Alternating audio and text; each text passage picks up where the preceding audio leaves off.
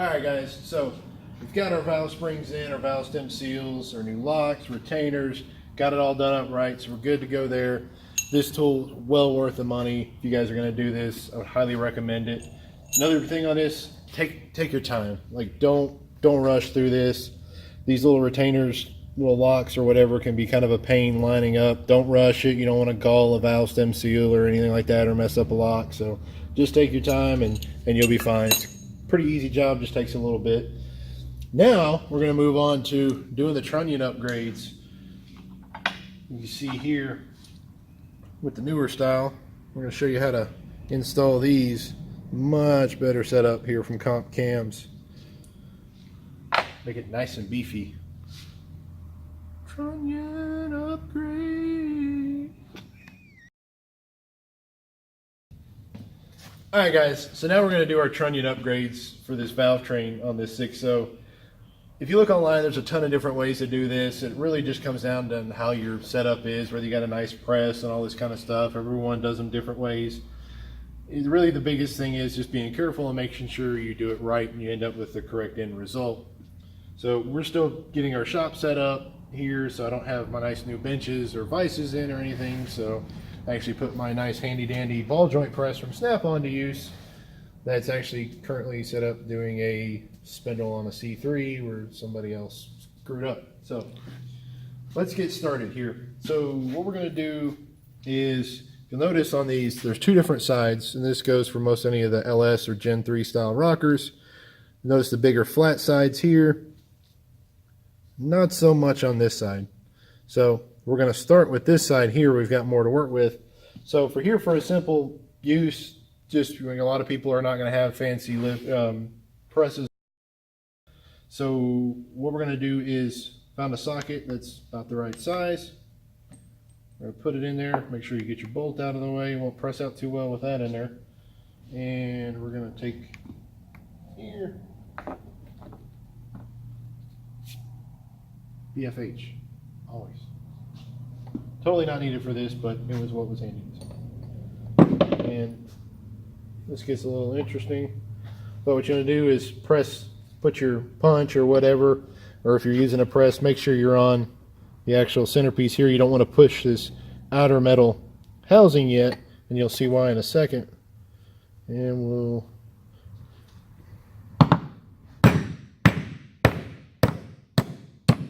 it's nice and easy. You don't need to Hulk it or anything crazy like that. So you notice all these nice little roller bearings, and this is part of the problem. When these things fail, higher RPMs, higher engine loads, a lot of more valve train stress, these things can actually walk out of the housing, and then you get a nice mess like that all through your motor, and it's game over. So just dump your socket there. We're not reusing any of that. Now you notice we're left with that empty shell. That's why we didn't press against it, because it has to come out this way. And well, it doesn't have to come out that way. You can come in this way, but for this case we're going to do it this way.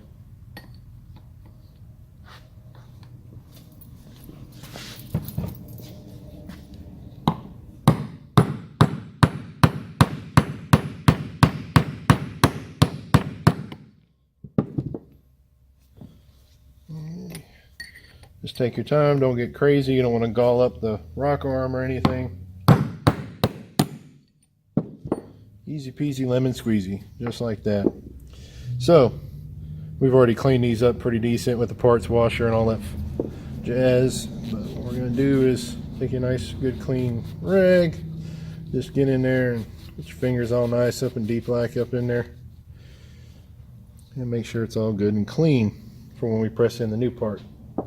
Okay, so one of the things you'll see in some of the videos they talk about when you're doing these trunnion upgrades, especially on the comps for sure, you want to make sure these numbers or letters and all are facing out, not facing in. It's the way the bearing's set up.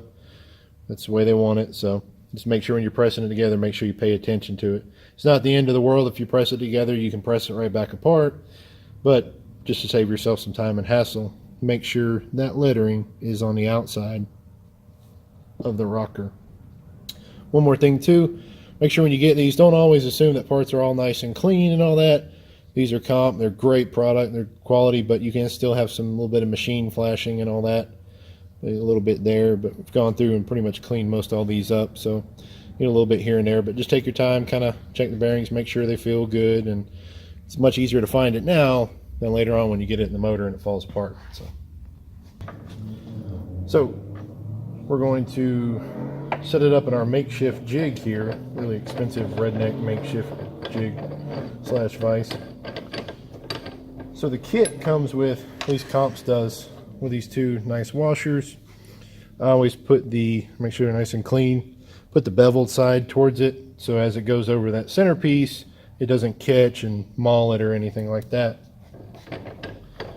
So here's another way where it could be a ton of different ways where you can do it. The way I found I like to do it is press them both in at once. It's just easier. And you can make sure it's good and lined up. There was what I was talking about. Make sure your lettering and numbering's all facing out.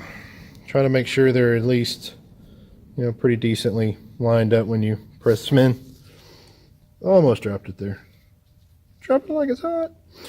Okay, so we're good there. So what you want to do is go over here and line up your washers and all. This gets really fun. Probably be a lot easier on an up and down press, but this is what we're working with today. So slide it together. Make sure we're lined up. Close enough for government work.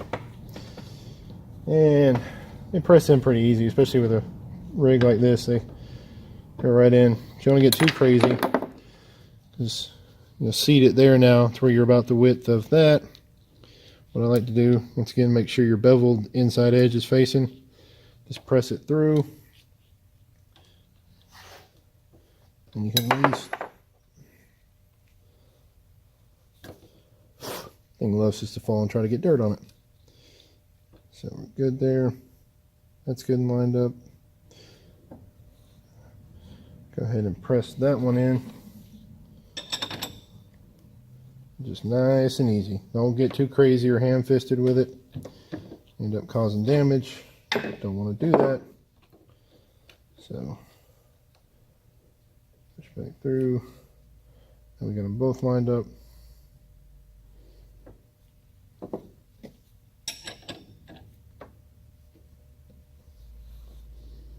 And boom goes the dynamite. You'll feel it stop, and that's it. Don't need to go anything crazy with it.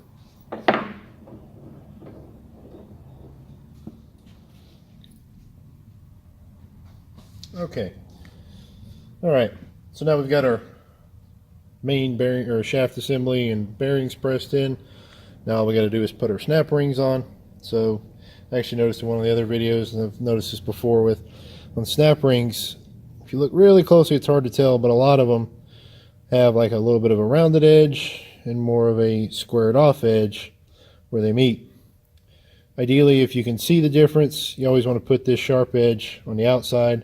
It's better for retention and fatigue, I guess, all that. So just a little tech tip there. And what you do is just get them in your snap ring pliers, just nice and easy. You don't get crazy and open them too wide, just enough to get it over that.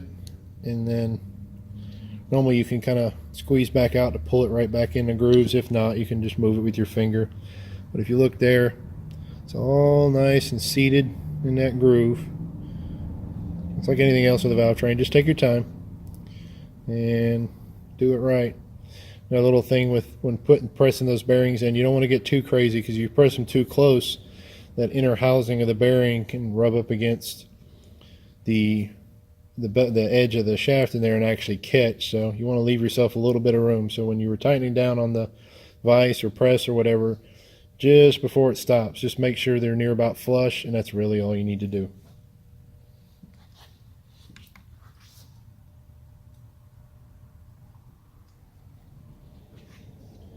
And we'll do the same for the other side, just identical. Once again, make sure we got our square edge out. Don't want to get too wide, because you can distort the snap ring and then it won't hold, and then you're in real trouble. So there you have it. And we've got our new bolts to install. Oh, there we go. So right here, and these are a bit of an upgrade, a nice actual socket or Allen head setup. And with these kits, you've got to use these newer bolts because the old ones won't work anymore due to length or whatever.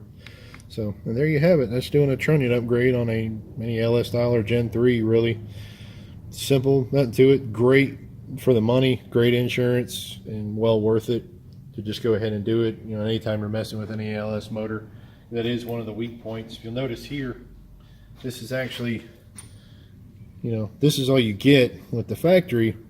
It's just half moon, a contact surface, but with these you get full encompassment. So especially at higher RPMs, that helps for a lot of stability with the rocker arm.